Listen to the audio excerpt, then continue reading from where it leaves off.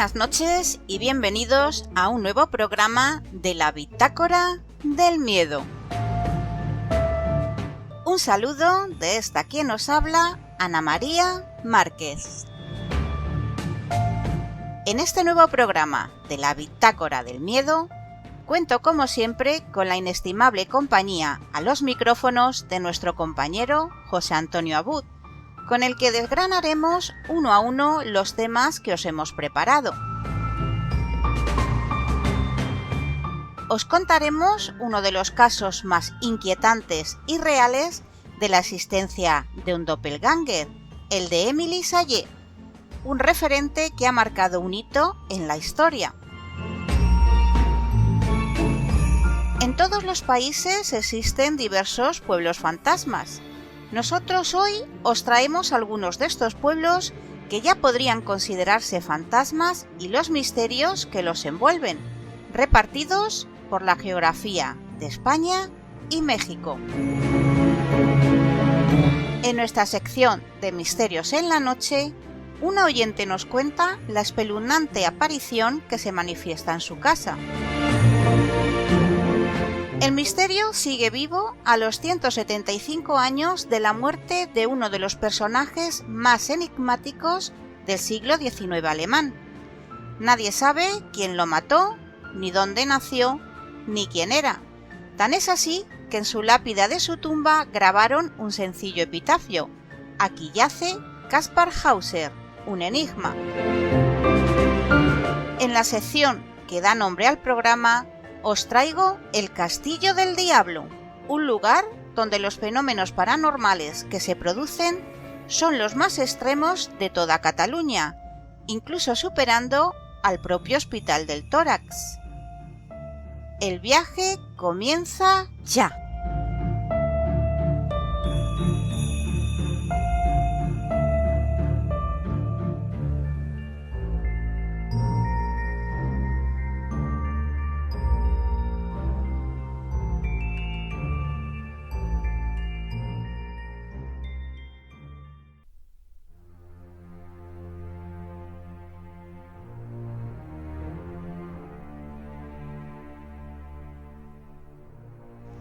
Hace unos días me encontré a una amiga y me comentaba que le había parecido haberme visto pues en cierto lugar, cierto día, que además era imposible porque yo estaba pues en otra ciudad. Entonces recordé el caso de Émilie Sallé,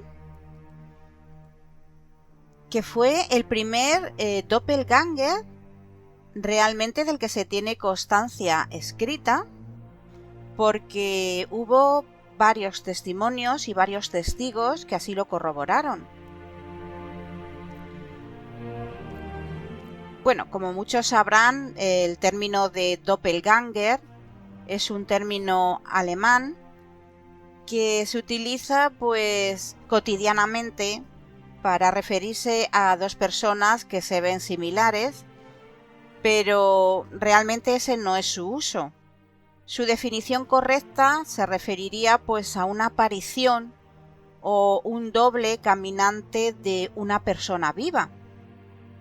No es solo alguien que se parece a otra persona, sino que es un reflejo de esa misma persona, como si dijéramos un duplicado espectral.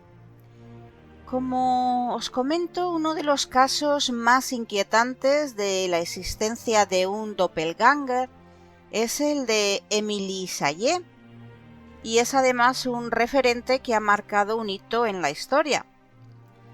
Su historia fue contada por primera vez por Robert Dale Owen en 1860 en su libro titulado Pisadas en el límite de otro mundo. Él mismo escuchó la historia de boca de Julie von Guldestube, hija del barón von Guldestube, quien asistió al internado de élite de Neuelke en el año 1845 en la actual Letonia. Es precisamente en esa escuela en donde trabajó Émilie Sallé ese año. Ese año, de 1845, El internado acogió a 42 jóvenes, en su mayoría de la aristocracia livonia. Entre ellos se encontraba la joven Julie, de 13 años, segunda hija del barón de Gundelstube, y es, como digo, a través de ella que se conoce esta historia. Una nueva profesora de francés se une al equipo escolar ese año. Su nombre, Émilie Sayé. Tenía 32 años y era de Dijon. La describen como rubia, un poco más alta que la media, un poco tímida y nerviosa, pero con un carácter amable y bastante alegre. Sin embargo, curiosamente, ya había trabajado en 18 escuelas diferentes en los últimos 16 años, siendo en este internado su puesto número 19. Poco a poco empezó a quedar claro el por qué Émilie no podía mantener su puesto en ninguno de los trabajos durante mucho tiempo. No pasaría mucho tiempo después de su llegada cuando de pronto comienzan a circular rumores entre las 42 alumnas del instituto. Una de ellas decía haber visto a la profesora en un extremo del edificio, mientras otra afirmaba haberse cruzado con ella en el extremo opuesto. Lógicamente, nadie hizo caso a dichos rumores, pensando pues que eran juegos de mal gusto de las alumnas. Pero el caso se complica tras los testimonios de Julie von Gundelstube y algunos empleados de la institución e incluso hasta ciertos profesores que hacían que este hecho se tornara mucho más misterioso. Un día, mientras Émilie Sayé estaba ante la pizarra dando una clase de gramática a 13 de las alumnas, entre ellas esta Julie, aparece al lado de la profesora una silueta idéntica a ella, imitando sus movimientos a la perfección, tal pues como si hubiera un espejo frente a ella. El único detalle que difiere es que la silueta no tenía la tiza en su mano, mientras que todos los demás en la clase podían ver a este doppelganger, la propia Émilie no podía. De hecho, nunca se cruzó con su gemela, lo cual era bueno para ella, ya que se considera un mal presagio ver al propio doppelganger. Desde el primer avistamiento, la aparente gemela de Émilie fue vista con bastante frecuencia por otros en la escuela. Se la vio sentada junto a la verdadera Émilie, comiendo en silencio, imitándola mientras realizaba su trabajo diario, sentada en clase mientras Émilie enseñaba. Incluso una vez, mientras Émilie estaba ayudando a uno de sus estudiantes a vestirse para un evento, apareció el doppelganger. La estudiante, cuando miró hacia abajo, se encontró de repente con dos Émilies arreglando su vestido, con lo cual se desmayó inmediatamente. El avistamiento más comentado de Émilie fue cuando una clase llena de 42 niñas que estaban aprendiendo a coser la vieron haciendo jardinería. Cuando el supervisor de la clase salió un rato, Émilie entró y se sentó en su lugar. Las estudiantes no pensaron mucho en eso hasta que una de ellas señaló que Émilie todavía estaba en el jardín haciendo su trabajo. Debían haber estado aterrorizadas por la otra Émilie en la habitación, pero algunas de ellas fueron lo suficientemente valientes como para ir y tocar a este doppelganger.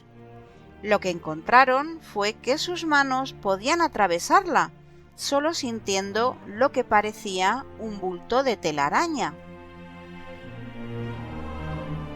Cuando se le preguntó sobre esto, la propia Émilie estaba perdida, no sabía a qué se referían.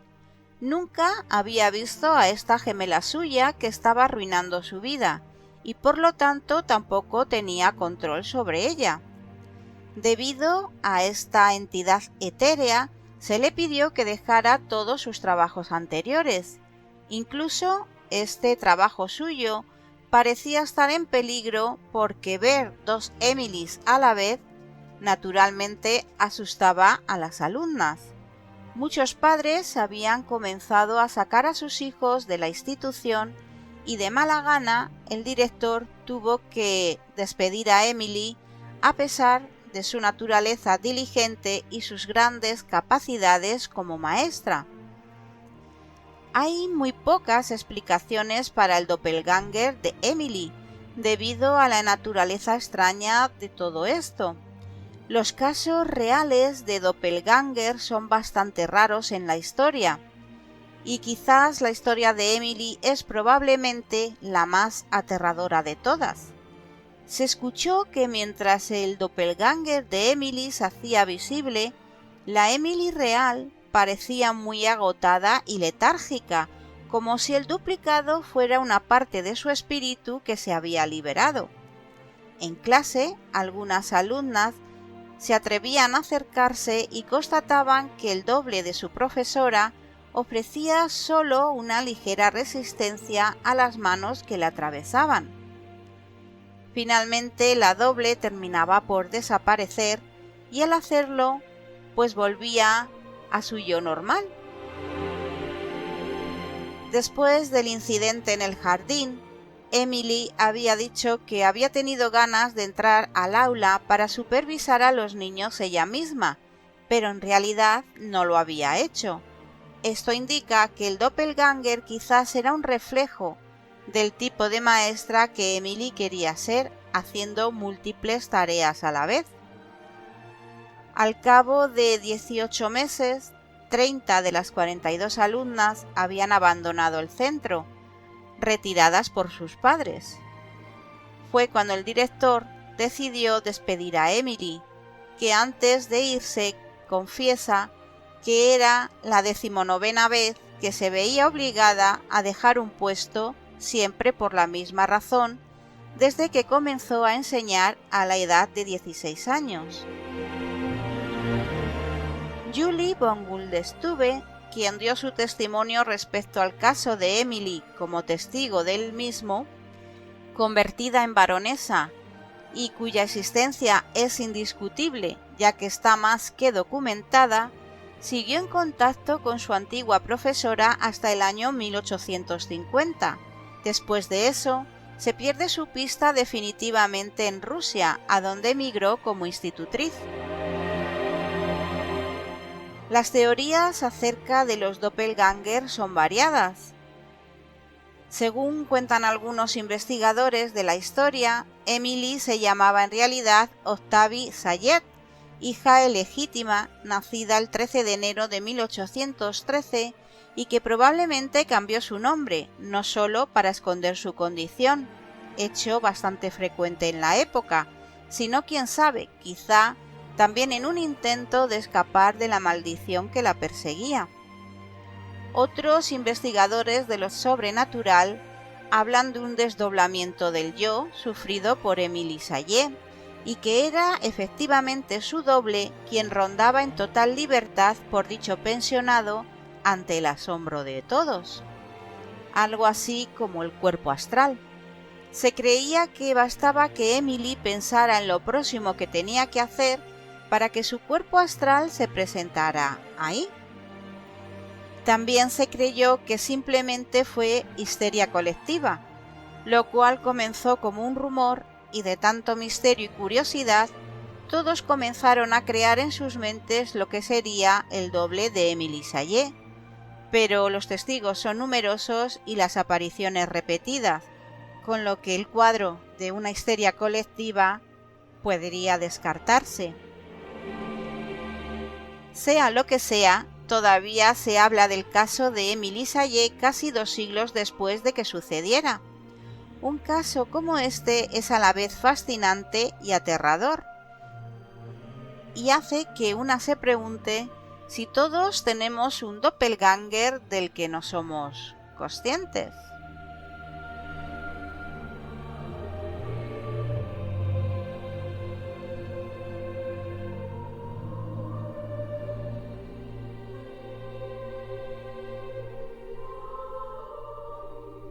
Buenas noches, Toño. Buenas noches, Ana. Qué interesante, ¿verdad, Toño? Y además que es el primer caso real de la historia de un doppelganger porque pues fue un testimonio, ¿no? De una de esas alumnas que precisamente fue una baronesa y cuyo testimonio, pues bueno, ahí está, ¿no? No, sí, bueno, ese es otro clásico fenómeno o caso de bilocación, hasta cierto punto, pues controlado, ¿no? O sea, se ve que esta mujer, la maestra, tenía un poder mental muy desarrollado, ¿no? Para poder realizar eso. Según se cree, esto dicho por la gente que sabe, ¿verdad? Que todo ser humano tiene esa capacidad. La diferencia es de que unos la tienen más desarrollada que otros. Pues lo relacionan hasta cierto punto con los fenómenos de telequinesis, por ejemplo, ¿no? O telepatía. O sea, nuestro cerebro está capacitado para ello. Otra cosa es de que lo tengamos desarrollado, ¿no? Claro. Entonces, esta chica Sí, el definitivamente lo problema que tenía. lo hacía de manera inconsciente porque ella Por eso jamás digo, había por eso visto. digo un poco controlado, porque por el simple deseo se proyectaba, ¿no? O se reflejaba, Ujú. se bilocaba. Entonces ya, pero hay otros que lo podemos desear mucho y nomás no, ¿verdad? Entonces, por eso digo que hasta cierto punto controlado. Sí, un caso parecido es el que ocurrió con María Jesús de Ágreda, aquella Uh-huh. monja española que se aparecía allí en México, que fue confidente de Felipe IV y se cuentan que tuvo más de 500 bilocaciones que la llevaron a predicar a Texas y Nuevo México, además sin haber salido jamás de su convento. Precisamente Javier Sierra hizo un libro sobre ella titulado La Dama Azul. San Martín de Porres, según se cree también, ¿no? Según lo veían, por ejemplo, al mismo momento, y hay declaraciones, ¿no? Hay declaraciones, hay documentos históricos que lo constatan, que lo ratifican, que lo veían ahí en Lima, donde él era en el Perú, en lo que era el antiguo virreinato del Perú, ¿verdad? Y al mismo tiempo lo veían atendiendo heridos o gente de un accidente o una revuelta que sucedió en Argelia, ¿no? Cuando Claro. era protectorado español, ¿no? Sí, bueno, hay muchísimos casos. Incluso el padre Pío, ¿no? Que también Bien. lo hacía. Hay muchísimos casos. Santa Teresa de Jesús, en fin. Entonces, Lo interesante de este caso de Emily Sayé es que este doppelganger estaba junto a ella, porque cuando daba las clases en la pizarra, este doble estaba a su lado. Los otros casos que estamos comentando son bilocaciones que estaban a miles de kilómetros o cientos o... Pero en este caso es que estaba al lado de ella, que es lo curioso, y que ella no era capaz de verse a sí misma bien. en ese duplicado. Es un caso muy muy interesante. A mí, desde luego, me impactó desde la primera vez que lo conocí y bueno, Y por no es para eso menos. hemos querido traerlo para aquellos amigos que todavía pues no lo conozcan, ¿no? Pues si te parece, Toño, vamos a continuar y nos vamos a ir a esos pueblos con esas leyendas, ¿no? Esos pueblos abandonados. Me parece muy bien, Anita.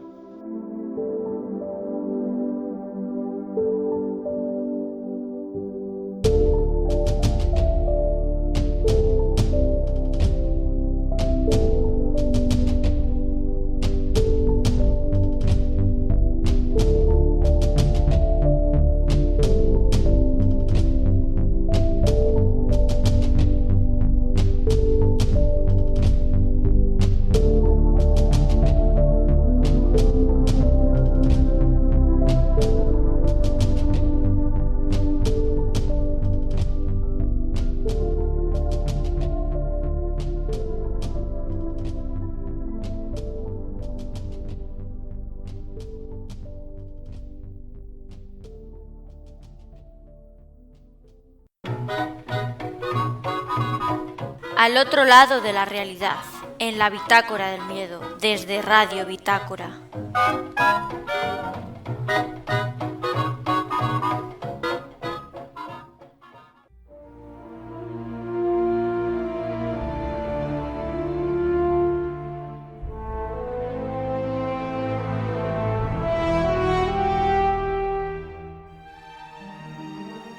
Como decía Juan Rulfo en su novela Pedro Páramo, hay pueblos que saben a desdicha. Se les conoce con sorber un poco de aire viejo y entumido, pobre y flaco como todo lo viejo. Este es el caso de los pueblos fantasma, aquellos sitios que por extrañas razones quedaron en el total abandono. Son parajes donde reina el silencio, la nostalgia y la melancolía, pero sobre todo son lugares donde abundan las historias. Y es que el hecho de que hayan sido olvidados por sus habitantes no significa que callen lo que sus rincones han atestiguado. Algunos pueblos fueron deshabitados por desastres naturales, por colapsos, por la mala forma de gobernar, por migraciones, por cierre de minas o por construcciones industriales. En estos sitios pareciera que el tiempo se congeló, lo cual resulta especialmente sugestivo para los viajeros. En todos los países existen diversos pueblos fantasmas, que vale la pena visitar para descubrir los vestigios que actualmente les brindan identidad. Nosotros hoy os traemos algunos de estos pueblos que ya podrían considerarse fantasmas y los misterios que los envuelven repartidos por la geografía de España y México.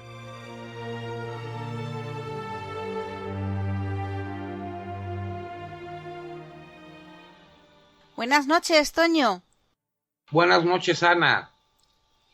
Bueno, vamos a comenzar una ruta por esos pueblos abandonados con su leyenda maldita o misteriosa, tanto aquí en España como en México, ¿verdad? Así es, Ana, eso es lo interesante, conocer bien pues la vasta cultura tanto de leyenda, no solo histórica que nos une, sino la literatura, leyendas que existen en ambos países y que es verdaderamente inmensurable, ¿no? Pues sí. Además, hay unas rutas de pueblos a visitar que están tocados, ¿no?, por estas leyendas malditas. Son lugares abandonados sobre los que suele circular rumores, historias perdidas en el tiempo y que algunas son difíciles de demostrar porque apenas quedan ya ruinas, ¿no?, de lo que otrora fueron pueblos dotados de una gran riqueza y de una gran actividad. Así es, Ana. Por ejemplo, aquí en México, la zona del Bajío principalmente son altamente minera, donde se ha producido o se ha extraído la mayor cantidad de oro, plata, metales, ¿no? Y hasta la fecha, ¿no?, que se ha formado una leyenda inclusive histórica y según dicen, ¿no?, muchos de los investigadores que se da una gran fuerza o una gran presencia de situaciones paranormales. O sea que está la cuestión de la leyenda, está la cuestión histórica y a pesar de que son casas a punto de derrumbarse o construcciones a punto de deshacerse por el tiempo, por el abandono que han presentado, inclusive se habla de fenómenos paranormales, ¿no? Pero claro, todo eso le da más realce a la leyenda, ¿no? Claro, así es. Bueno, pues si te parece, Toño, comenzamos con España y nos vamos a ir al municipio de Galende, al noroeste de la provincia de Zamora, donde reposan las aguas del lago de Sanabria, el más extenso de la península ibérica. Frente a la explicación geológica de su origen, una antiquísima leyenda relata lo que supuestamente aconteció en estos lares hace muchos años. Cuentan que en Villaverde de Lucerna, pequeña aldea que se levanta en el valle que hoy cubre las aguas del pantano, se celebraba la víspera de la noche de San Juan, cuando una temible tempestad obligó a los vecinos a refugiarse en sus casas. Arropada por las sombras de la tormenta, la silueta de un peregrino de poblada barba y largos cabellos descendía por el sendero que conducía hasta la aldea.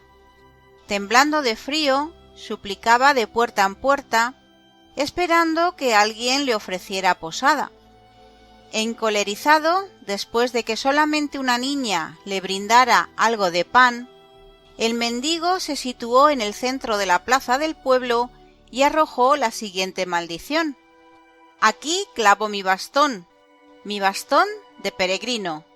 Malhaya el pueblo que tiene las entrañas de granito y al mendigo extraviado cierra sus puertas altivo. Será fiero mi castigo». Y diciendo esto, la tierra se agrietó, haciendo brotar un torbellino de aguas embravecidas que anegaron el poblado de Villaverde de Lucerna. Como evidencia que corrobora lo narrado, hay quienes aseguran que acercándose a la orilla del lago en la noche de San Juan, pueden escucharse misteriosos sonidos de origen extraordinarios. En algunos círculos se comenta que aún en la actualidad, en la madrugada del día de San Juan, llegan hasta las orillas del lago algunos grupos de personas para realizar ciertas celebraciones y ritos secretos de espiritismo. Leyenda, misterio o tradición, pero allí hubo una tragedia real. ¿Qué te ha parecido? No, extraordinario. Y fíjate que aquí quiero hacer una correlación, de acuerdo a la leyenda, la descripción que acabas de darnos, como que el día de San Juan, o en este caso la noche de San Juan, es una cuestión fundamental, ¿no?, para la presencia de situaciones paranormales que, como dije anteriormente, realzan la leyenda. Dirán, bueno, ¿cuál es la correlación que te refieres? Bueno, la correlación a la que yo me estoy refiriendo, que en el argot, los buscadores de tesoros, sí, inclusive ya lo habíamos comentado anteriormente. Sí, en algún programa.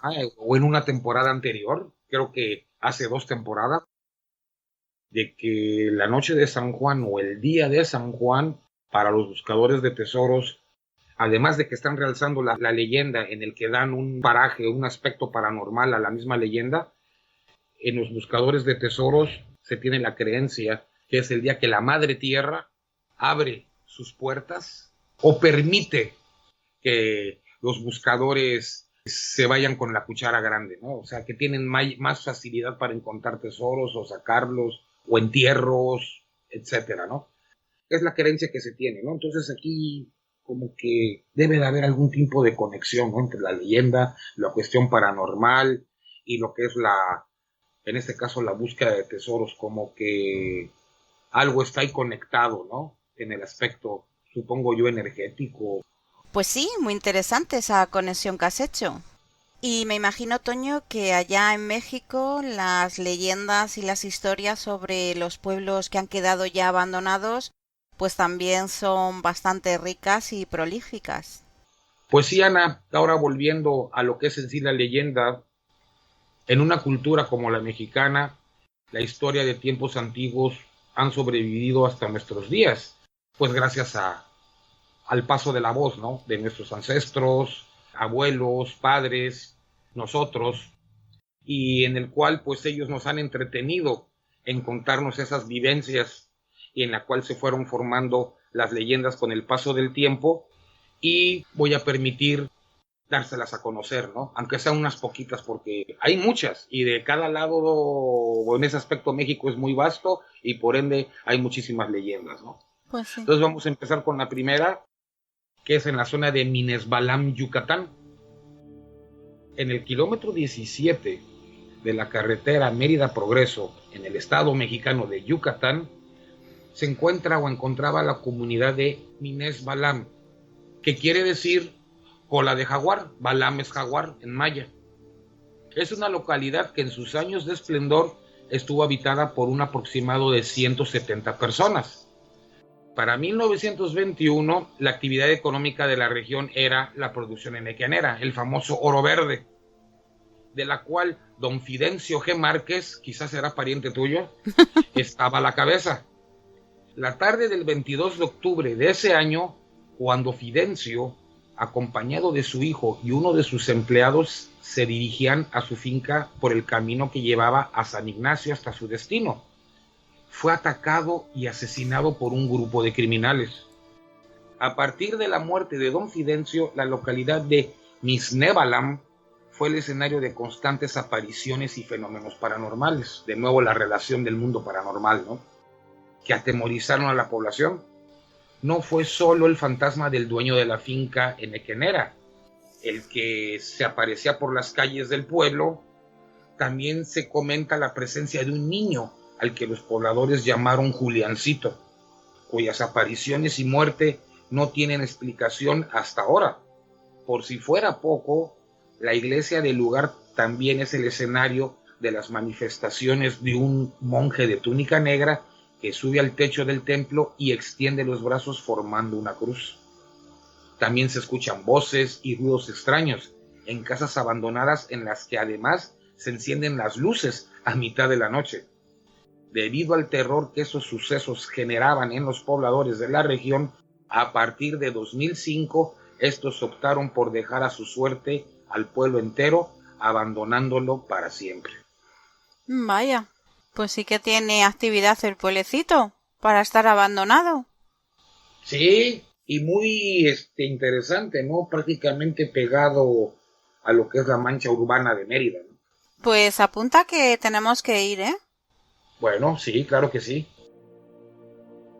Bueno, pues ahora regresamos a España y nos vamos a La Cornudilla. En la Comunidad Valenciana, entre las localidades de Requena y Utiel, más concretamente entre los dos pequeños pueblos de Los Marcos y Los Ruices, situado en medio de inacabables campos de vid, se encuentra La Cornudilla.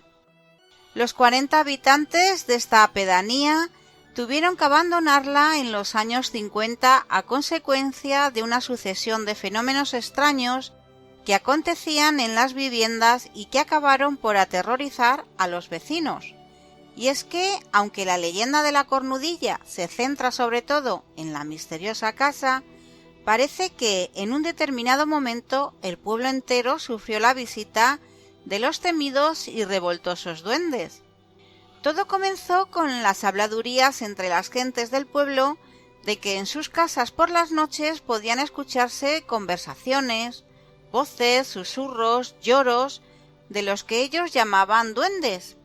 A veces los ruidos eran tan fuertes que las personas tenían que salir a dormir a la calle y los perros se ponían a ladrar como locos. En ocasiones, según los ancianos de los pueblos cercanos, que entonces eran niños, algunas herramientas y objetos se veían sacudidos por manos invisibles y extrañas. Pero podría considerarse que el acontecimiento que provocó el espanto y huida de las gentes del pueblo fueron los hechos desarrollados en la conocida hoy como Casa de los Ruidos. Ese nombre, que le fue dado entonces por los lugareños, ha permanecido a lo largo de 60 años hasta el día de hoy. Esta casa comenzó a hacerse famosa debido a unos extraños ruidos que en ocasiones se transformaban en chillidos, lloros y potentes lamentos que salían de dos pozos ubicados en su exterior. Dentro de la casa eran frecuentes los fenómenos de poltergeist, durante los cuales cubiertos y platos eran arrojados contra las paredes de la casa sin motivo aparente. El terror era tal en algunas noches y los ruidos tan fuertes que los vecinos tenían que salir a dormir a la calle. No solo los habitantes de la casa notaban el pesado ambiente que rodeaba esta, sino que incluso los animales percibían lo que allí ocurría. Perros y viejas mulas estaban siempre inquietos y agitados.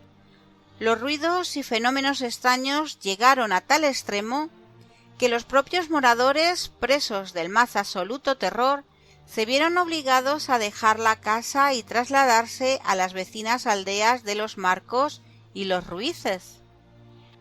Impresionante, sí. Leyenda. Menuda casa. Bueno, más que leyenda, realidad, porque realmente... Bueno, hay hechos históricos, ¿no? Definitivamente. Claro, sí, claro. Fue real, ¿no? Fue real, definitivamente. Así es. Pues mira, ahora vamos a hablar de un lugar muy enigmático, hermoso. Precioso, sí. Tuve la oportunidad de conocerlo, inclusive por cuestiones de trabajo estuve ahí asignado cerca del lugar bastantes semanas. Impresionante. Y es un lugar preferido, no solo desde el punto de vista de leyendas, Ana, se da mucho el fenómeno ovni también. Qué interesante. Es un lugar de alta presencia ovni, ¿no? Sí, sí. Bueno, entonces es Real del 14 en San Luis Potosí. Este pueblo, como lo acabo de comentar, Ana, se localiza en la zona centro-norte del estado de México. Es el estado de San Luis Potosí, en medio de dos montañas que forman parte de la Sierra del 14. La historia del pueblo comenzó desde 1773, cuando los mineros Sebastián Coronado y Manuel Martínez hallaron una de las minas de plata más fructíferas del virreinato, casi a la par de las vetas encontradas en Zacatecas y Guanajuato. La búsqueda de minerales en esta región alcanzó su auge a principios de la década de 1810, aunque siguió operando hasta bien entrado el siglo XX, para ser exactos, mediados. Un día este florecimiento terminó y el pueblo quedó abandonado. Varios factores contribuyeron a esta situación, entre ellos la subida escasez de la plata y la inundación de una de las excavaciones. Poco a poco los mineros emigraron hasta dejarlo tal y como luce ahora, como un pueblo abandonado, fantasma, donde solo se contemplan muros de piedra, casas polvorosas, naturaleza salvaje y el paso del tiempo. Zona de muchos pumas, por cierto. Pero hay alguien que nunca se fue. Los lugareños afirman que deambula por las minas de día y de noche, el llamado el Jergas. Es el fantasma de un minero que murió mientras trabajaba. Solía aparecerse cuando un minero estaba solo. Vestía con botas, casco y ropa de trabajo. El atuendo normal que todo minero solía llevar, por lo que no levantaba sospecha alguna cuando se le veía. Debido a los rumores de su presencia, los mineros solían salir en grupo e intentaban no quedarse rezagados del grupo. El Jergas solía presentarse como ingeniero y ordenaba al minero que encontraba solo que regresara a trabajar con el fin de perderlo en los túneles escondidos o zonas desconocidas de la mina, de donde solo podías salir si alguien iba en tu rescate. En la mayoría de los casos el Jergas no hacía daño a los mineros, al contrario, casi siempre los llevaba hasta puntos donde había gran cantidad de minerales para extraer, o en sus bolsillos aparecían pepitas de oro y plata. En otras ocasiones el Jergas extraviaba a los mineros sin darles nada a cambio. Lo único que hacía por ellos era robarles sus pertenencias y dejarlas como pistas para que alguien más las encontrara y fuera a rescatar a su compañero. O sea que era un tipo travieso, ¿no? Sí. Este viejo pueblo fantasma siempre se ha visto envuelto en misterios y leyendas. Las ruinas de algunos edificios y viejas casonas, ahora convertidas en hoteles, son mudos testigos de leyendas sobre tesoros ocultos y apariciones del más allá. Y te digo, el fenómeno ovni, habría que agregar. Pues tiene también muy buena pinta este pueblo para visitarlo, desde luego.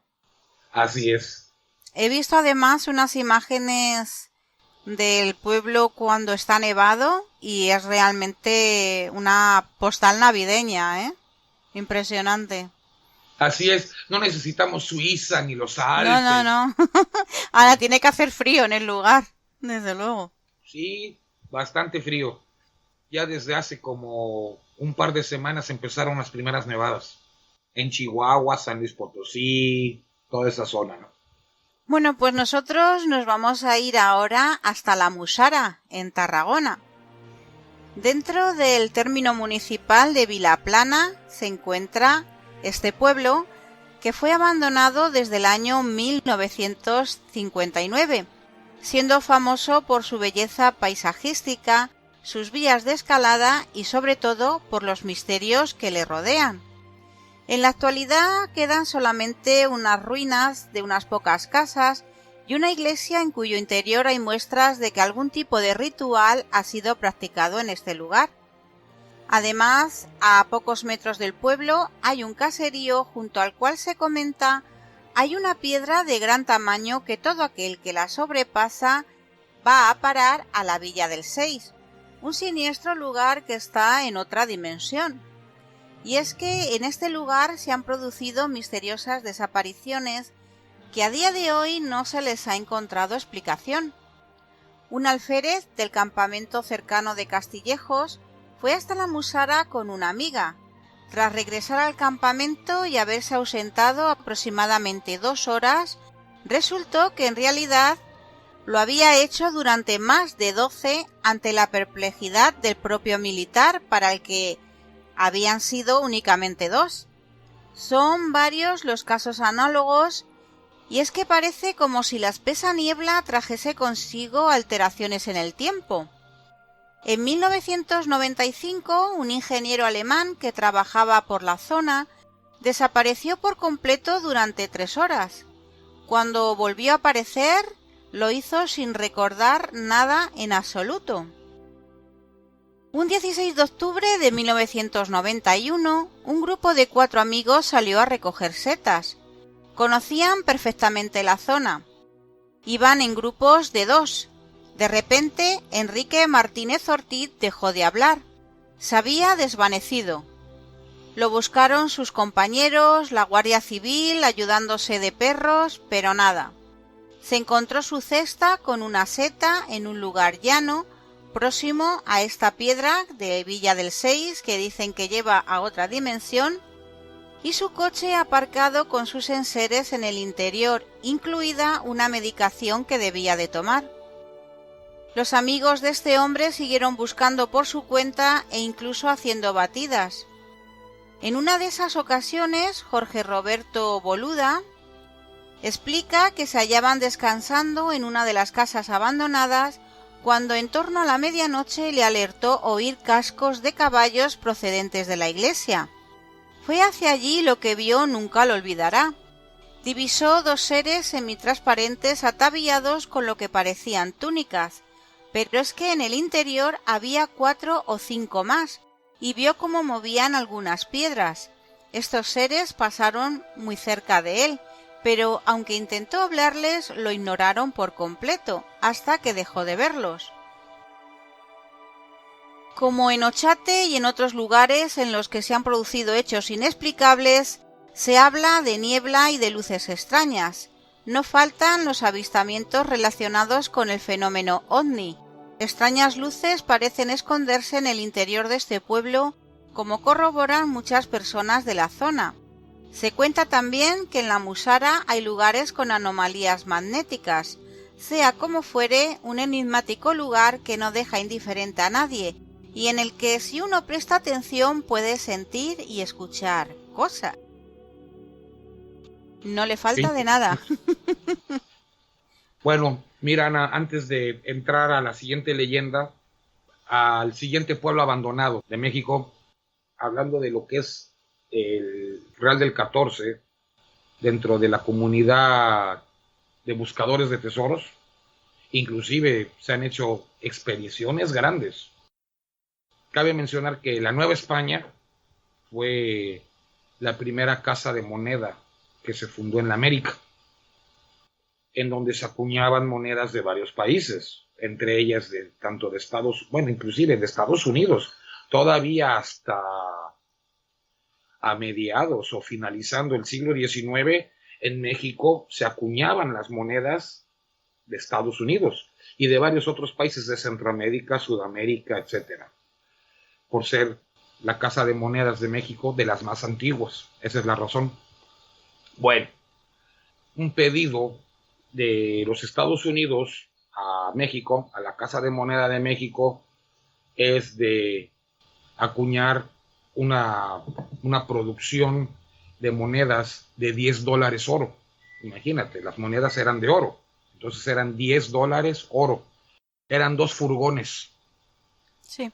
Obviamente, Estados Unidos mandaba el oro, su oro, y ya aquí en México se acuñaba, pero obviamente como parte del trato, o sea, me tienes que regresar, yo te estoy pagando para que me hagas las monedas, que me fabriques, me acuñes las monedas, pero obviamente ese oro es mío y lo que te sobre de pedacería pues es oro, me lo tienes que regresar.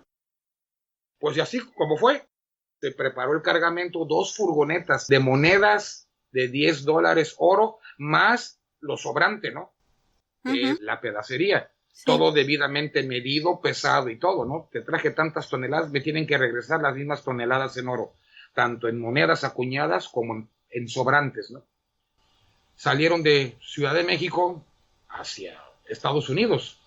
Pues precisamente en esa zona que pasas por la zona de Real del 14, que es el famoso camino interno, que era desde la época colonial, que era desde Ciudad de México hasta la zona de Albuquerque, Nuevo México, lo que es actualmente el estado de Colorado, en Estados Unidos, era el famoso México del interior, ¿no? Zona minera y donde era el movimiento comercial de Norteamérica de aquella época. Pues de repente esas furgonetas ya no salieron de esa zona a la altura de Real del 14. Se cree que están ahí perdidas, o ahí se quedaron, porque, vamos, nunca apareció ese oro. Aunque te lo robes, siempre sale, ¿no? Al descubierto, aunque te lo robes. Pues nunca aparecieron 2 furgonetas cargadas de esas monedas de $10 oro, más la pedacería, el sobrante. ¿Y los que iban conduciéndolas tampoco? Todo el mundo desapareció, desapareció el cargamento, y te digo, estamos hablando de un lapso de 50 años para acá, se han hecho muchas expediciones buscando en la zona esas furgonetas, porque supuestamente ahí deben de estar, pero lo importante es dónde, pero nunca aparecieron. Inclusive hubo hasta su conflicto diplomático, que como diciendo, oye, me estás robando mi oro, ¿no? Claro. No se robó, simplemente se perdió, desapareció. Vaya. Bastante importante, ¿no? Pues sí. Imagínate lo que cuesta eso. Madre mía. El siguiente pueblo abandonado, el de Guerrero Viejo en Tamaulipas. Esta ciudad se fundó a mitad del siglo XIX, pero fue hasta el siglo XX cuando fue evacuada por el gobierno, debido a la construcción de la presa Falcón. Todos los habitantes de esta región tuvieron que ser reubicados en la nueva ciudad de Guerrero, ya que la iniciativa inundaría prácticamente todo el pueblo. Es por este motivo que a este lugar lleno de agua se le conoce como Guerrero Viejo, el pueblo fantasma de Tamaulipas. Algunos turistas lo han visitado, sin embargo es necesario esperar que el nivel del agua baje para poder apreciarlo. Si visitas este lugar, no se te vaya a ocurrir llevarte alguna piedra como souvenir, algo parecido a lo de Pompeya. Sí. Pues la leyenda dice que está lleno de espíritus que resguardan la zona y no dudarán en perseguirte. Pues sí, es que lo de llevarse souvenir desde estos lugares tiene pues yo creo su historia. Que no tanto nada que sea mala suerte, ¿no? Yo le atribuyo a que como fue una zona que hubo mucha gente, vivió gente, murió gente, hubo dolor, hubo alegría, pues todo se impregna de energía, ¿no? Y las energías tienden a ser muy arraigadas, creo yo. Entonces imagínate que lo sacas de su arraigamiento, pues yo creo que se han de enojar, ¿no? No sabría decir. No sé, yo pienso que los objetos es igual que las viviendas, que adquieren pues las energías de los que han estado en ellas, sí, están impregnados. Entonces, oye, a lo mejor tienes la suerte de que te llevas uno de energía positiva y no ocurre nada, pero ¿y si te llevas uno con energía negativa? Pues imagínate. Sí, a lo mejor hubo una tragedia y hubo mucho dolor, mucha tristeza, pues eso también viene siendo energía que se impregna, ¿no? Claro, y más en estos pueblos abandonados que, como hemos comentado al principio, no todos son abandonados por propia voluntad de los habitantes, sino que muchos de ellos fueron obligados, pues porque se iban a construir presas, porque la minería se cerraba y para no morirse de hambre tuvieron que buscarse pues el alimento en otros lugares. Entonces, con todo el dolor de su corazón, esta gente tuvo que abandonar con toda la pena pues sus casas, ¿no? Donde habían construido su vida, donde habían nacido sus hijos. En fin, es que lo piensas y es bastante duro. Sí. Bueno, pues, razonable hasta cierto punto, ¿no? Claro. Bueno, pues hasta aquí este pequeño recorrido por la geografía tanto española como mexicana, por esos pueblos abandonados que cuentan pues entre esas ruinas unas insólitas historias, ¿no? Cada uno de ellos. Sí, verdaderamente apasionante. Así que nosotros continuamos aquí en la Bitácora del Miedo.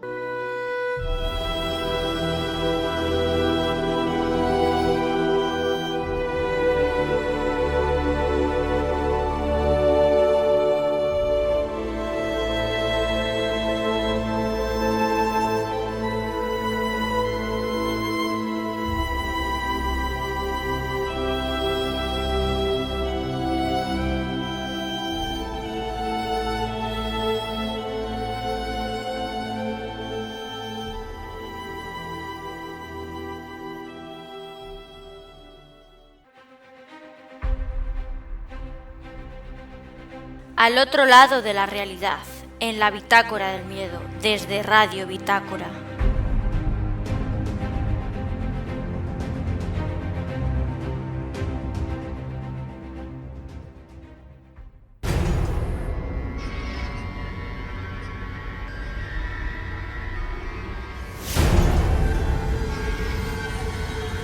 Misterios en la noche.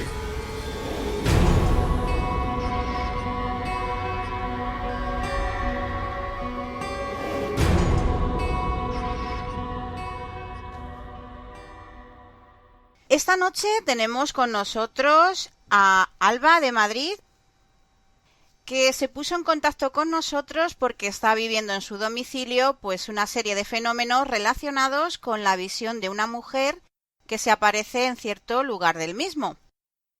Buenas noches, Alba. Buenas noches. Lo primero, pues darte las gracias por compartir con nosotros y todos los amigos de la Bitácora del Miedo esa inquietud que estás viviendo ahora mismo en tu propia casa.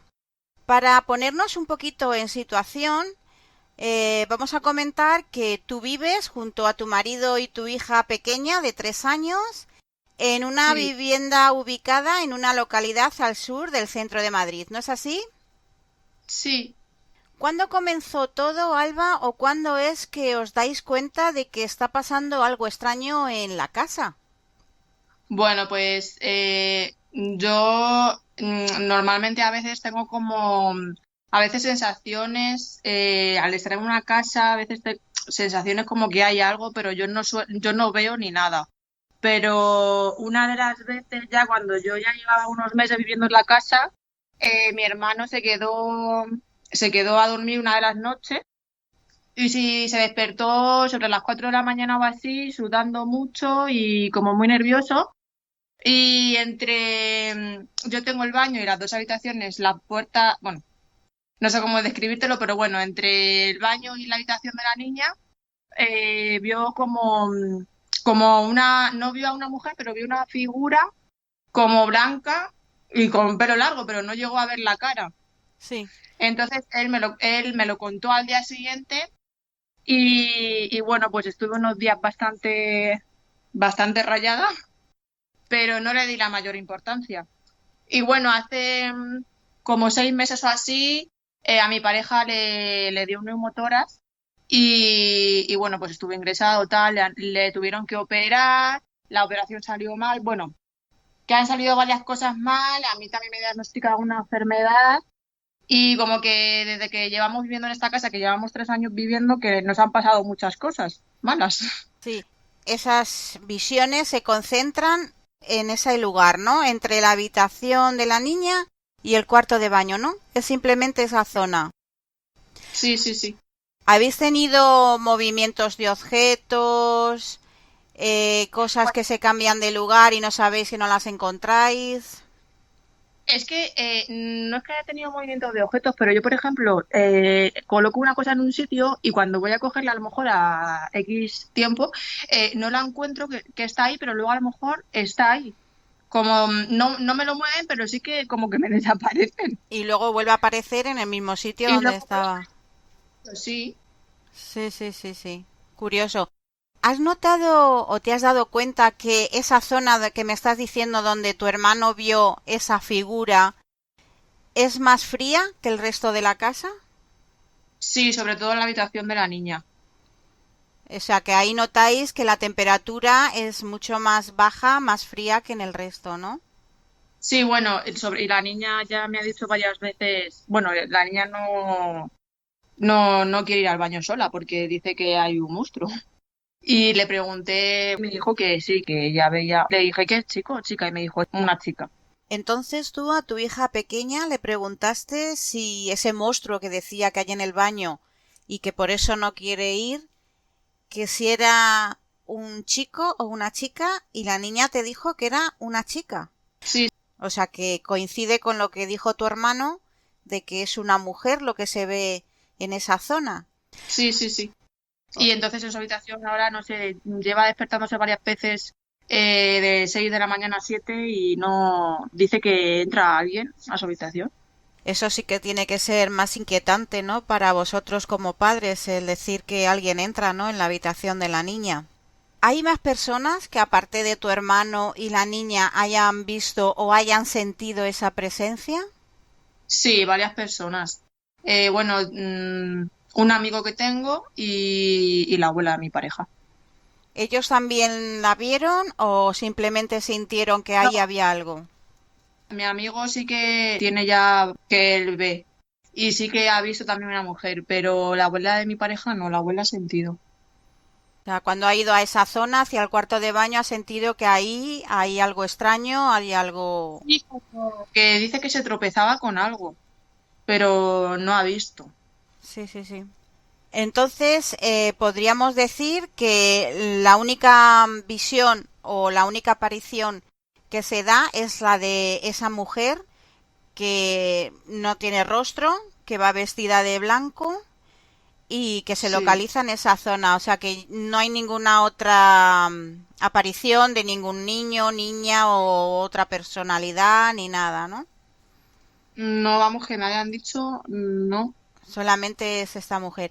¿Y sabéis algo sobre la casa? ¿La casa ha habido ahí anteriormente a vosotros, no sé, algún fallecimiento de algún inquilino anterior o la casa es de construcción nueva y Es que no?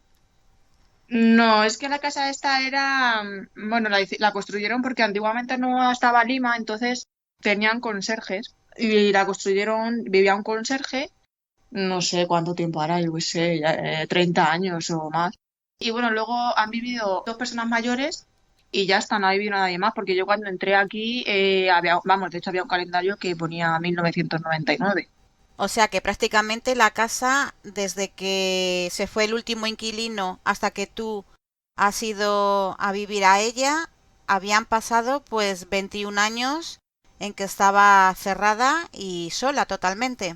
Sí, sí, sí. Desde ese momento no ha estado nadie viviendo aquí. Es verdad que yo al lado mía tengo también una casa abandonada. Es que yo ya no sé si, ¿sabes? Porque justamente la habitación de tu hija da con esa casa que está abandonada a la pared, ¿no? Sí, la mía también. Y el baño también. Y es justamente la zona en la que se da esa aparición Sí, y esos cambios de temperatura, ¿no? sí, Por lo que crees que a lo mejor algo que haya en esa casa abandonada pueda pasarse por la pared, a través de la pared a vuestra casa, ¿no? sí. Sí, es que ya no sé qué puede ser, la verdad. Pero a lo mejor tiene coincidencia de que haya algo en esa casa y pueda pasarse a esta, no lo sé. Y vosotros achacáis el que esa aparición pueda estar relacionada con las enfermedades que habéis estado padeciendo últimamente, además los tres, ¿no? Sí, hombre, dado que yo tengo, bueno, a mí me diagnosticaron una enfermedad crónica con 22 años y mi pareja tiene 22 años ahora y ha tenido un neumotórax, dos operaciones porque la primera salió mal, mi hija la tienen que operar ahora otra vez y todo está pasando ahora cuando me estoy dando un poco cuenta de lo que pueda haber realmente y le estoy dando más importancia, pues sí, todo ha pasado. Desde que estáis ahí, claro. Yo he vivido anteriormente en otras casas y no me ha pasado nada. Y vamos, que te vuelvo a repetir que tengo 25 años ahora mismo y a ver si nos pueden pasar cosas, pero con 25 años, 22 años, Sí, y que en tan poco margen de tiempo, o sea, que os ha pasado prácticamente a la vez. sí, exacto. O sea, que no es decir, bueno, pues uno se ha puesto malo y a los 4 o 5 años ha caído el otro. Es todos Sí. en el mismo periodo de tiempo. Es curioso, la verdad, porque, como dices, ¿no? Sois muy jóvenes y caer, pues eso, ¿no? Con esas enfermedades, que puede ser casualidad, sí, no se descarta, pero la verdad es que llama la atención, ¿no? Así Mm. a priori. ¿Y qué más podrías contarnos aparte de eso? O ya solamente, pues eso, ¿no? Lo que es un punto frío, la aparición y que la niña no quiere acercarse a esa zona, ¿no? No, le da muchísimo miedo. Es que tampoco me han pasado así cosas más que pueda contarte. Hombre, ahora tampoco le estoy dando mucha importancia porque bueno, me paranoio mucho y eso, y tampoco le estoy dando mucha importancia, pero sí que siguen pasando cosas. Pero, a ver, tampoco puedo hacerle nada. Claro, Lo que no sé si es bueno, si es malo, porque puede estar aquí, vamos, porque a lo mejor si es malo no nos hace a nosotros, nos puede causar todo lo que nos está causando. claro. Sí, que a lo mejor sea, no sé, una entidad negativa que esa negatividad os está haciendo enfermar, por así decirlo, ¿no? Claro, claro, porque es que ya te digo que es que desde que hemos entrado a esta casa nos están pasando, a ver, ya no es solo tema de enfermedades, pues muchas más cosas luego personales que, ¿sabes? Sí, que ha ido a lo mejor la economía peor y el trabajo, todas esas cosas. Sobre todo el tema de las enfermedades, porque bueno, Sí, lo es lo... demás, pues es salvable, ¿no? Porque puedes encontrar otro trabajo, puedes lo que sea, pero ya a nivel de enfermedad, pues oye, es ya más dramático. ¿Y has intentado consultar con alguien para que os ayudase o no has Sí, bueno, querido? sí, he intentado consultar con alguien, pero bueno, como ahora también estamos con el tema del coronavirus y eso, pues me da un poquito de miedo. Claro. Pero sí, sí he hablado conozco a una persona que, bueno, que sí que sabe un poco de esto. Pero bueno, que por eso, que como estamos con el tema del coronavirus, me da un poquito de miedo. Y más que yo soy una persona de riesgo, mi pareja también. Bueno, yo te diría que estés tranquila porque si la aparición realmente tampoco os ha hecho nada físico de que os haya hecho ningún tipo de daño, ¿no? Porque bueno, lo de las enfermedades puede ser o no puede ser, tampoco está contrastado que sea a causa de ello, pero más allá de eso, tampoco que os haya hecho un daño físico, de que hayáis aparecido pues con algún tipo de arañazo. No hay No, en casa no hay mal olor, ¿verdad? Tampoco. no hay mal olor, pero fíjate que yo tengo un montón de ambientadores por todos los lados. Yo estoy todo el día echando ambientadores y de todo. Es que no sé cómo decirte el olor como a obra, no sé, de algo raro. Pero no es un olor No, malo de podrido, me no, refiero. no, de podrido no. Es que cuando hay un olor a podrido, la casa puede estar infestada por algún tipo de energía negativa, más bien diabólica, ¿no? Demoníaca. Entonces, si no huele a podrido, pues, No, no, eso no. pues entonces ya es algún punto más positivo, por lo menos. Ya, eso sí. Luego, por ejemplo, también las velas, además, al principio cuando, bueno, la niña era bebé, tenía 2 meses, 3 meses, venía mi amigo este que te digo que sí que ve a gente y tal, y las velas desde que yo las ponía se movían un montón para todos lados y no había corriente ni nada porque estábamos en invierno y no había corriente ni nada. Y se mueven como mucho las velas y me dijo, esto no es bueno que se mueva la vela así. Pero bueno, yo es que no le daba mucha importancia. Pero sí que las velas se mueven mucho. Ujú, claro. La estufa, lo que es la llama de la estufa, también se mueve mucho.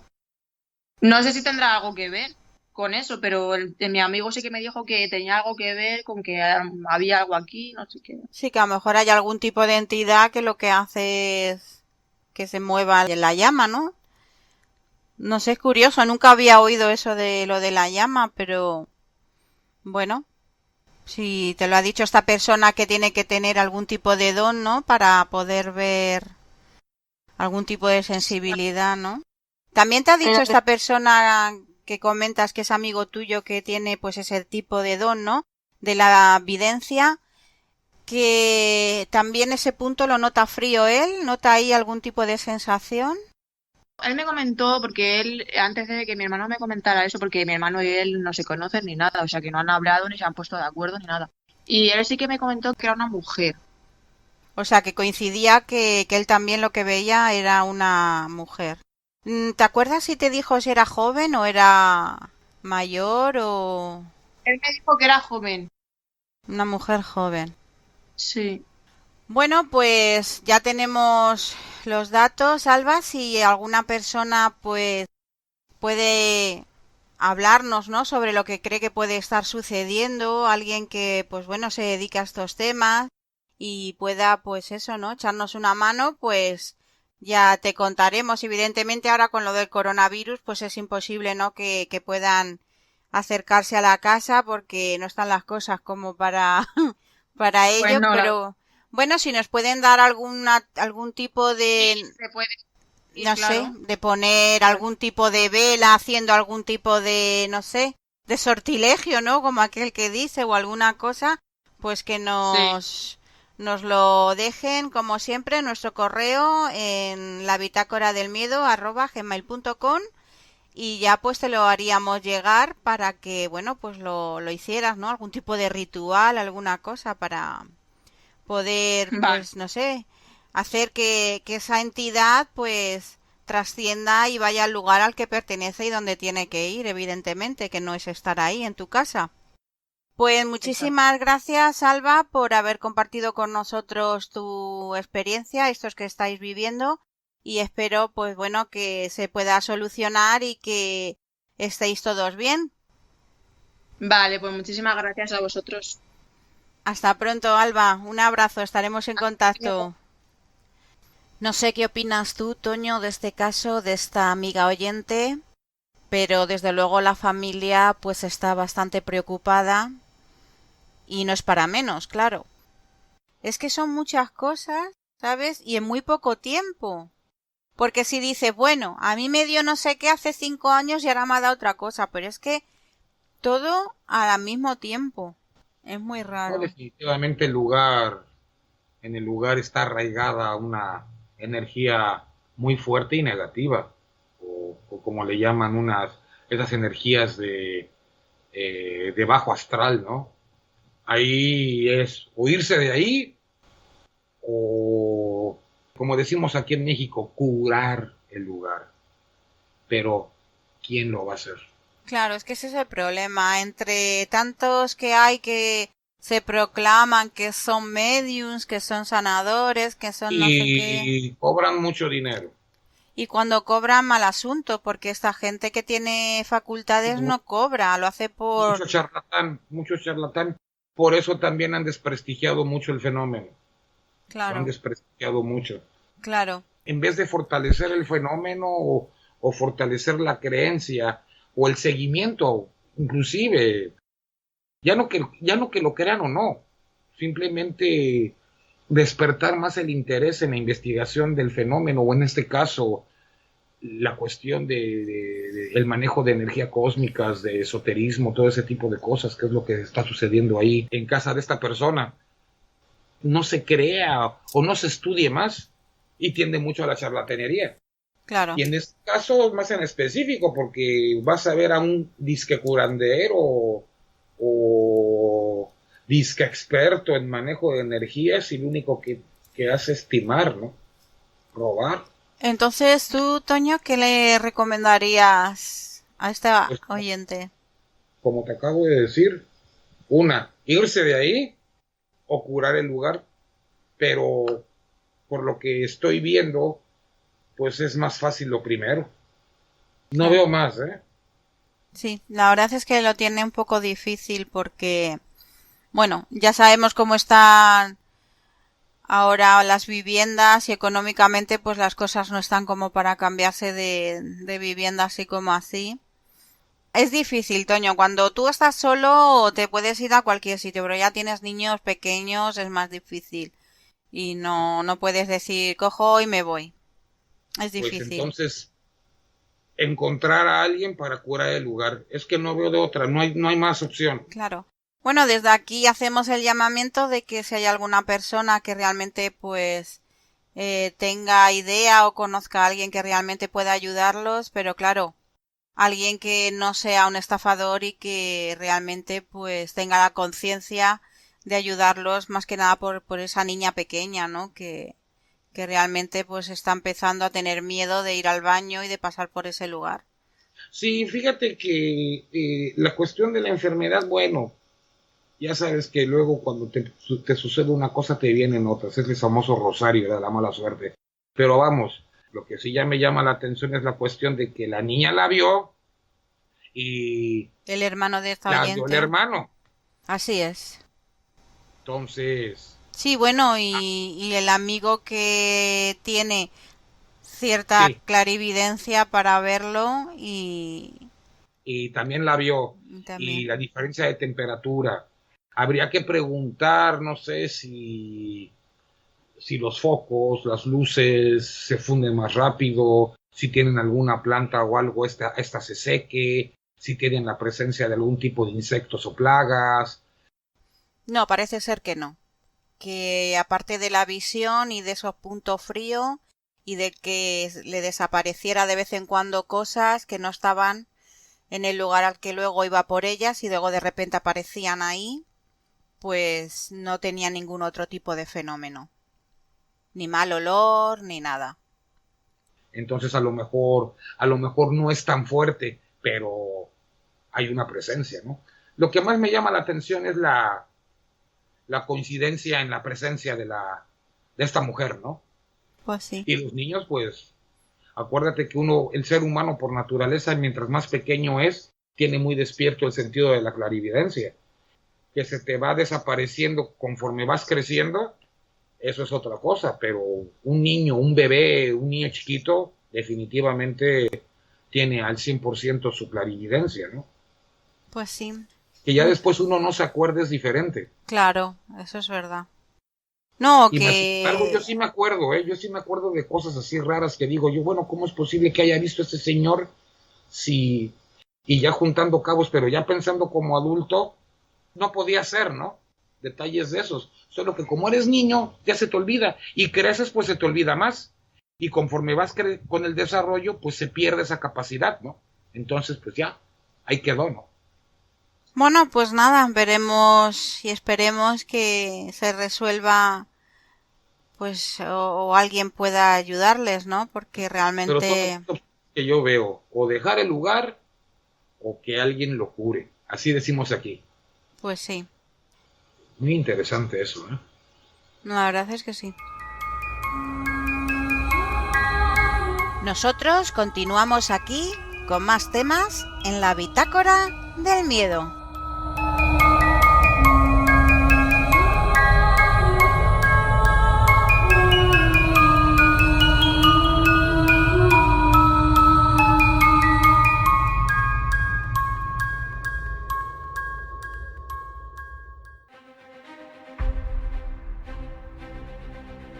Al otro lado de la realidad, en la bitácora del miedo, desde Radio Bitácora.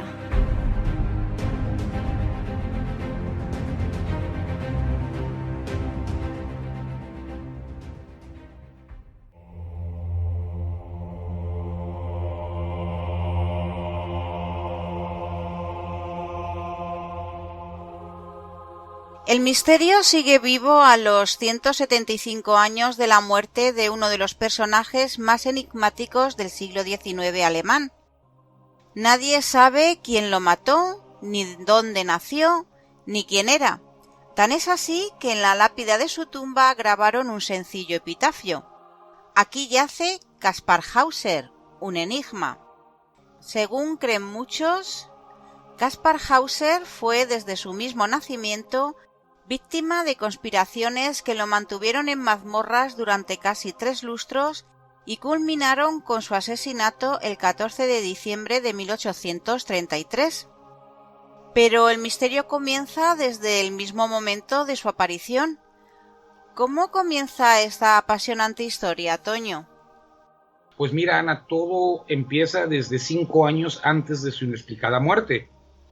Había entrado renqueando en una plaza de Nuremberg el 28 de mayo de 1828, Un adolescente desastrado que apenas sabía hablar, que portaba ropa de gran costo pero ya vetusta, y con unos zapatos de tamaño inferior al que le correspondía y que le provocaban heridas en los pies, laceraciones. Sí. Incapaz de articular otra frase que un jinete tal como mi padre es lo que yo quiero ser. Era lo que repetía el chico. Sí, ¿no? lo único que decía. Así es. Era el lunes de Pentecostés de 1828. Su capacidad intelectual se asemejaba a la de un niño preescolar. O sea, es retraso mental, ¿no? Sí. Portaba 2 cartas que lo identificaban como Caspar, nacido de una criada el 30 de abril de 1812. Aunque fechadas con 16 años de intervalo y firmadas una por su supuesta madre y la otra por su supuesto tutor durante 12 años. Ambas fueron probablemente escritas por el mismo puño, la misma letra. Pero, Toño, ¿a quién iban dirigidas esas cartas?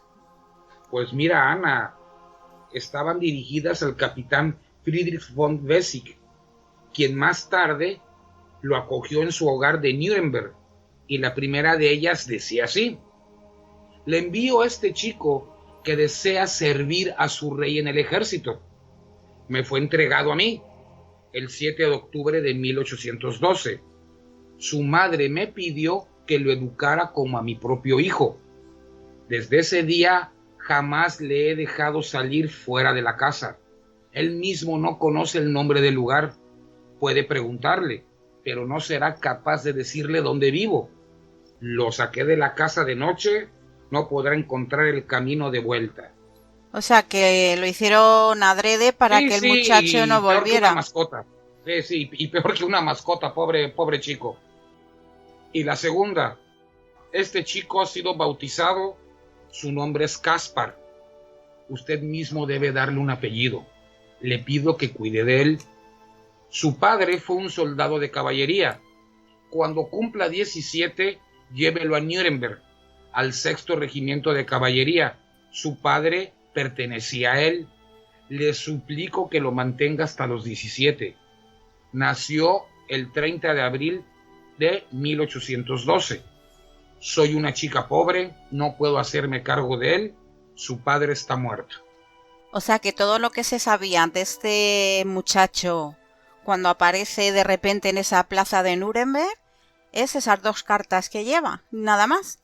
Sí, así es. Vaya. Parece ser que fue la comidilla o más bien la atracción de la ciudad y que todo el mundo pues quería conocerlo, ¿no? Así es, Ana, toda una sensación, ¿no? Los vecinos de Nuremberg acudían a ver al extraño y alimentarlo, como se hace con los bonos del zoológico. Caspar solo ingería pan y agua. Un doctor lo reconoció sin encontrarle más discapacidades que las causadas por los años de encierro. Lo describió como semisalvaje. La sola palabra excitaba la imaginación de la época. Pronto, las fuerzas vivas de la región consideraron que se había descubierto al buen salvaje de Jean-Jacques Rousseau en medio de Alemania, a un ser que encarnaba la más alta inocencia de la naturaleza, según divulgó el alcalde en un escrito oficial. La noticia llegó hasta Anselm von Feuerbach, jurista y magistrado, uno de los padres del derecho penal alemán. Lo liberó y lo entregó a la custodia del esotérico Georg Friedrich Daumer.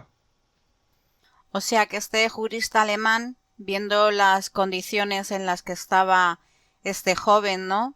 Prácticamente pues como si fuera un animal, ¿no? Al que le lanzaban pan y agua, lo tomó bajo su tutela, liberándolo, ¿no? De esas condiciones infrahumanas, ¿no? Por así decirlo.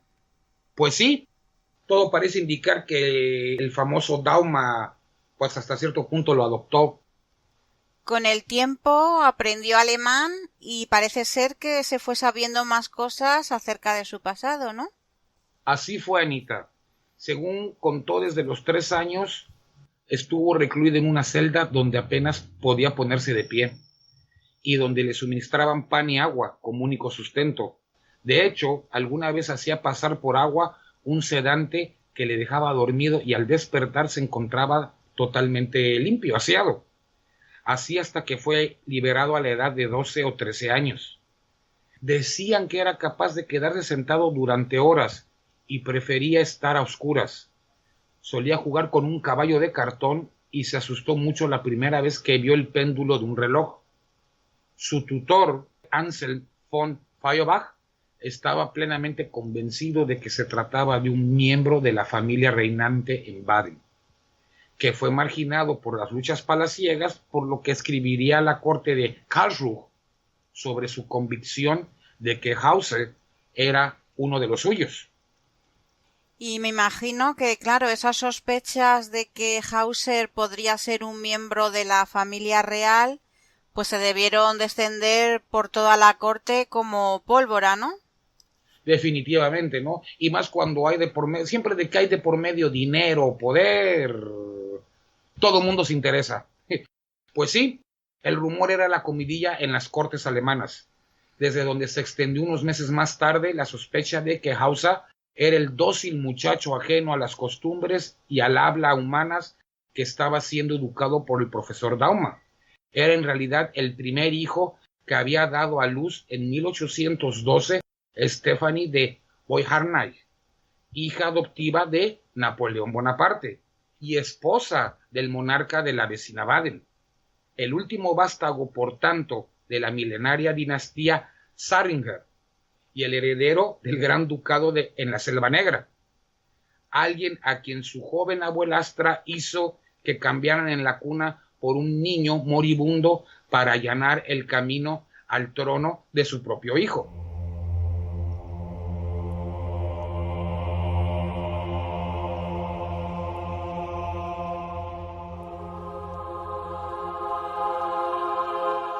Sí, vamos, que son las conspiraciones típicas de un imperio, ¿no? De una corte. Lo que le decimos aquí en México, grilla, politiquería. Además, por si fuera poco, este joven sufrió 2 atentados contra su vida, uno de los cuales, desgraciadamente, pues acabó con ella. Así es, Anita. El primer atentado contra Hauser, cuando tenía 17 años, fue un golpe en la cabeza que recibió en 1829 en el sótano de Daumann. El rey de Baviera, Luis I, ofreció entonces 500 florines a quien resolviera el caso, pero finalmente fue asesinado a la edad de 21 años, recibiendo heridas de arma blanca en el hígado y en los pulmones. Cuando lo encontraron agonizando, afirmó que un extraño le había acuchillado junto al río, y en su vestimenta encontraron una nota con una críptica frase escrita: «Yo soy de la orilla del río, mi nombre es Milo». Para añadir más misterio, esta nota estaba escrita al revés, de modo especular, por lo que solo podía leerse a través del reflejo de un espejo. A los 3 días el chico murió, y nunca se supo quién cometió tal asesinato, y eso que Luis I tasó en 10,000 florines la recompensa de que diera con el asesino. En la lápida de su tumba grabaron un sencillo epitafio: «Aquí yace Kaspar Hauser, un enigma». Yo creo que la frase de esa lápida resume perfectamente lo que ha sido la vida de este hombre, ¿no? Sobre todo su origen y de dónde era, de dónde procedía, quién era. Todo un enigma, ¿no? Como bien dice ese epitafio. Y desde luego una vida terrible y Pues un verdadero desafortunada. infierno, pobre chico. Yo creo que por lo que aquí se está sabiendo, pues su pecado es haber nacido, ¿no? Sí, haber nacido dentro de unas intrigas palaciegas que le robaron pues la herencia de ese título, ¿no? Que le correspondía por ser hijo de quien era. Supuestamente, claro está. Porque finalmente todo sigue siendo un enigma. Pues sí. Pero lo que no se sabe es si quizás por ese retraso mental, no sé por qué se deshicieron de él de esa manera, siendo pues heredero al trono, ¿no? Yo le voy más a la cuestión política, como estábamos comentando, ¿no? ¿Sabes qué? Yo, si ese es el primogénito o el primer descendiente de esa última dinastía, pues él tiene todo el derecho en un momento dado a gobernar, y no, ¿por qué? Porque a lo mejor este pseudo bastardo, ¿verdad? Va a ser el gobernante y no el que pueda ser mi nieto, ¿no? Etcétera, ¿no? Son muchas cosas, ¿no? Conspiraciones, envidias, poder, dinero, seguridad, creo Claro. yo, ¿no? Pero Toño, lo más misterioso de este caso y de este personaje es quizá la confirmación de ese posible origen real que tenía, y parece ser que en esa línea han ido las recientes investigaciones. Así es, Anita. Mira, las investigaciones científicas más recientes, basadas en la sangre que impregnó su ropa tras su muerte, han arrojado algunos resultados sobre su procedencia. Posee una filiación con la familia real del condado de Baden. Sería hijo de Stephanie de Beauharnais y Carlos II de Baden. El joven Caspar, de hecho, recordaba su estancia en palacios en su niñez antes de ingresar a la celda. De ser esto cierto, el joven de 21 años apuñalado en los jardines palaciegos de Ansbach era el desposeído primogénito del gran duque Carlos de Baden, nieto de Napoleón I, sobrino de la zarina de Rusia. Toda Europa ya sabes que en esa época estaba emparentada. Claro. Primo de emperadores y heredero legítimo del gran ducado de Baden. De no serlo, pudo tratarse de un simple farsante o del títere de intereses opuestos a la familia ducal. La cuestión, encarnizada en su tiempo, permanece aún hoy lejos de zanjarse o resolverse, ¿no? Sí, porque parece ser, Toño, que a día de hoy siguen pues esos estudios, ¿no? Incluso desde la década de los años 90 hasta nuestros días. Sí, así es. Porque parece ser que hay como dos facciones contrapuestas, aquellos que son detractores de Caspar Hauser como descendiente de esa casa de Baden, y los que están a favor de que sí, de que realmente pues era un heredero de esta casa. E incluso pues cada uno de ellos ha pagado independientemente distintos análisis e investigaciones para corroborar pues sus afirmaciones, ¿no? Así ha sido, Ana. Precisamente en 1996 el semanario Der Spiegel encargó un estudio genético de la sangre que manchaba las ropas de Hauser, depositadas en el Museo de Ansbach. La conclusión fue determinante: no se corresponde con el ADN de los descendientes de Stephanie de Beauharnais. Pero años más tarde, los defensores de la hipótesis principesca obtuvieron una satisfacción genética con otro análisis, esta vez de pelo, encargado por el canal de televisión pública ZDF en el 2002. Según el forense de Münsterberg Brinkmann, no se puede descartar de ningún modo que Hauser sea descendiente de Beauharnais. Si bien no quedan ya cuestiones dinásticas que resolver, los príncipes de Baden se niegan hoy a abrir el panteón donde descansan los restos del supuesto heredero sin nombre.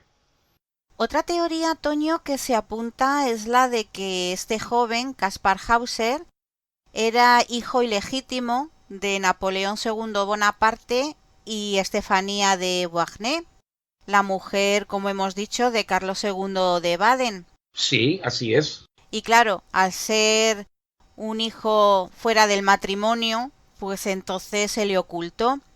Y curiosamente, parece ser que en el palacio de Pilsach, que está a tan solo unos 35 kilómetros de Nuremberg, se descubrió en 1924 una habitación escondida que concordaba al detalle con la descripción dada por Caspar Hauser del lugar en el que estuvo encerrado. Pues sí. Y por si fuera poco, para rizar más el rizo, en unas reformas de 1984 se encontró además un caballo de juguete que también aparece en las descripciones que hizo el jovencísimo Caspar Hauser cuando apareció, ¿no?, allí en aquella plaza de Nuremberg, y además también apareció en estas reformas restos de ropa que parecen ser que eran pertenecientes a este joven. Sin duda, un caso apasionante, la verdad. Efectivamente, Anita. La tumba de Caspar Hauser, Toño, está ubicada en el cementerio de la Sagrada Cruz, creo que justamente hacia el oeste del centro de la ciudad. Sí, así es. Con lo cual no tiene nada que ver pues con los panteones de los herederos de esa casa Baden, ¿no? Pues sí, en un lugar normal, común, ¿no? Sobrio, normal, que cualquier persona plebeya pueda ser sepultada, ¿no? Bueno. No pusieron un mausoleo, ¿no? Ahí haciendo mucha parafernalia de su categoría, ¿no? Y como no podía ser de otra manera, pues esta enigmática y misteriosa vida de este personaje llegó también a la literatura y al cine, ¿no es así, Toño? Así fue, Ana. Caspar Hauser también inspiró numerosas novelas, poemas y obras de teatro, en las que destaca la escrita por Peter Handke en 1968. Werner Herzog, una de las cabezas visibles del nuevo cine alemán por entonces, realizó un film sobre el caso en 1974, que se alzó con el premio especial del jurado en el Festival de Cannes. Se trata del enigma de Caspar Hauser y aborda el suceso de manera realista, a través de la proximidad y la cotidianeidad, evitando el atípico y el convertir al personaje en héroe. Qué enigma más interesante, la verdad, de los que a mí me gustan. Pues sí.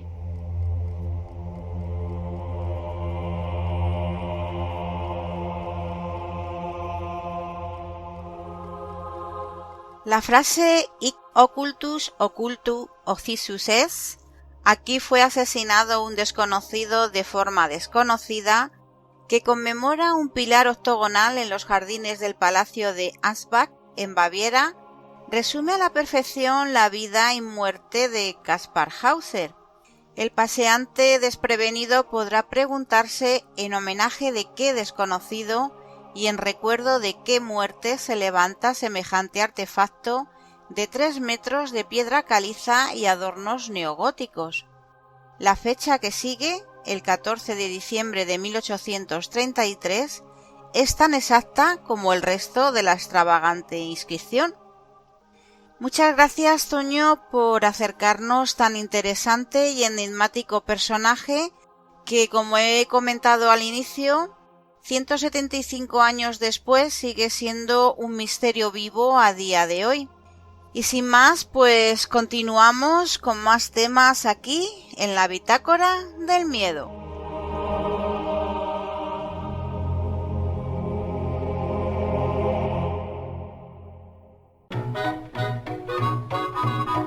Al otro lado de la realidad, en la Bitácora del Miedo, desde Radio Bitácora.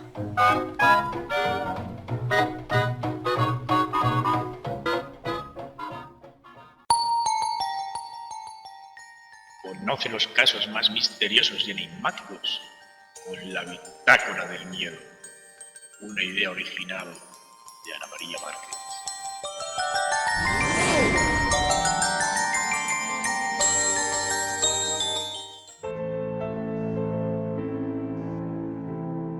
Hola amigos, hoy os traigo el caso del Castillo del Infierno. Dicen que Torresalvana es el lugar donde los fenómenos paranormales que se producen son más extremos de toda Cataluña, incluso superando al propio Hospital del Tórax. Se tiene constancia de su existencia desde el 992. Era una torre de defensa de la familia Cervelló. También se le conoce con el sobrenombre del Castillo del Diablo. Este castillo, de estilo románico, está datado en el siglo X. La primera referencia que tenemos es la venta de la finca de Enec Bofill por los condes Ramón y Emgol en el año 992.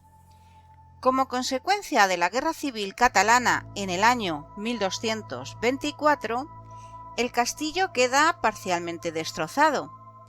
Será en 1297 cuando Jaume II compra el castillo por un valor de 130.000 sueldos, manteniéndolo en su propiedad y en la de sus herederos casi un siglo, hasta que en el año 1390 es vendida a la ciudad de Barcelona. Será ya en 1715 cuando es abandonado el castillo en muy mal estado debido a la guerra entre Jaime I y Joan II. En la actualidad se encuentra en estado de ruina, aunque desde el 8 de noviembre de 1988 Torres Albana está catalogada como bien de interés cultural. Este Castillo del Diablo se encuentra ubicado en la entrada de la colonia Güell, en el término municipal de Santa Coloma de Cervelló.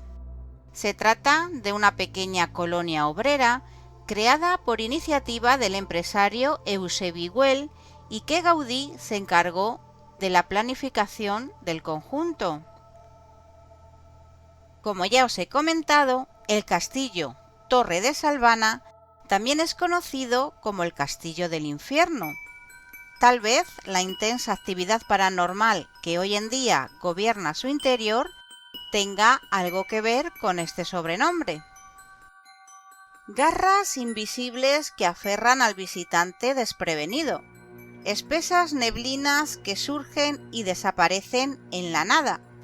Piedras que salen proyectadas porque sí.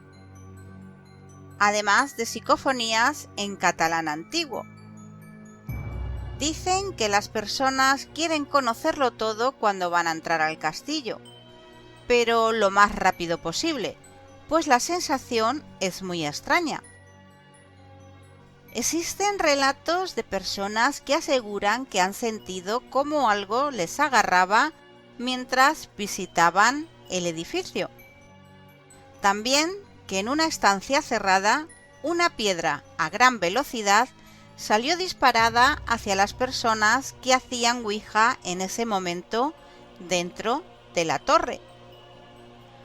Otros aseguran que han visto una especie de humo negro, denso y viscoso, entrando por una ventana, desapareciendo en esa misma pared para segundos después sobrevolar sus cabezas. Hay quienes han escuchado golpes rítmicos contundentes cuya duración aproximada era de 1 minuto. Algunos lo asociaban a unos golpes de bastón que marcaban un mismo ritmo. Otros decían que parecía el galopar de un caballo. Cuentan también que mientras algunas personas estaban dentro, vieron que una pared se iluminó de color amarillento, tras lo cual varias siluetas de monjes comenzaron a desfilar en forma de sombra blanquecina. Hay quienes han visto a una niña muy pálida, con el pelo largo y negro, que vestía un camisón de noche blanco. Lo curioso de esta aparición es que tenía un disparo en medio de la frente. Suele ser vista en unas escaleras que están medio derruidas y que antes llevaban a la parte de arriba de la casa. Hay quienes la han visto también en la planta superior, una planta que a día de hoy no existe y de la que únicamente quedan unas pocas vigas carcomidas. También están los testimonios de parejas que habían aparcado sus coches cerca del lugar para tener un ratito a solas. Allí dicen que se les aparecía una mujer que llevaba un pañuelo negro que la cubría el cabello y que se dedicaba a golpear las ventanillas de los coches preguntando a sus ocupantes si habían visto a sus niñas. Los jóvenes preocupados salían de los vehículos para encontrarse con que esta mujer de rostro pálido y aterrador no tenía piernas, por lo que flotaba en el aire. Cuando se descubría su naturaleza, el fantasma de la mujer volaba a gran velocidad hasta desaparecer entre los muros del Castillo del Diablo. Una de las leyendas que corre sobre el lugar, que aquel que se atreviera a entrar en el edificio desafiando las historias que corren en torno a sus misterios, moriría a manos de los fantasmas que habitaban dentro del mismo. En el verano del año 2000, un grupo de niños adolescentes decidieron desafiar a este Castillo del Diablo. Mientras se burlaban y decidían quién iba a ser el valiente que iba a entrar a enfrentarse con los fantasmas que allí habitaban, uno de ellos se armó de valor y entró. De pronto, un terrible estruendo emergió del interior del castillo.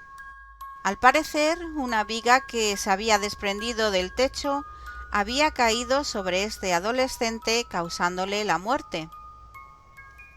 10 años más tarde, en el 2010, dos chicas que estaban haciendo un botellón en la zona y conocían las leyendas de este Castillo del Diablo, decidieron entrar para ver si realmente existían esos fantasmas de los que tanto se hablaba en la zona. Una vez entraron, vieron colgando de uno de los muros del castillo el cuerpo sin vida de un hombre, quien al parecer se había suicidado eligiendo ese marco terrorífico de Torres Albana para hacerlo. Sin duda, el apodo de Castillo del Infierno hace honor a lo que entre sus muros se desata cuando los fenómenos se manifiestan. Espero que os haya gustado y nos vemos en el siguiente caso de la Bitácora del Miedo.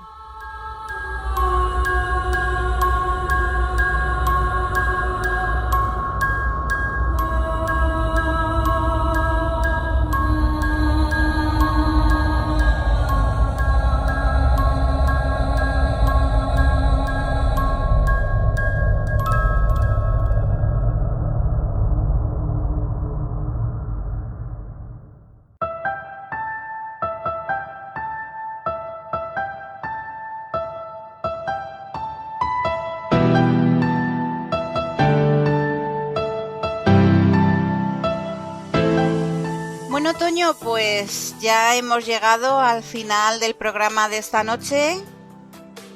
Un placer, como siempre, haber contado con tu compañía aquí en estos micrófonos de la Bitácora del Miedo. Y ya con la vista puesta, pues en el programa siguiente, ¿verdad? Claro que sí, Ana. Espero que los temas hayan sido interesantes para todos. Y nos seguiremos viendo en el siguiente programa de la Bitácora del Miedo.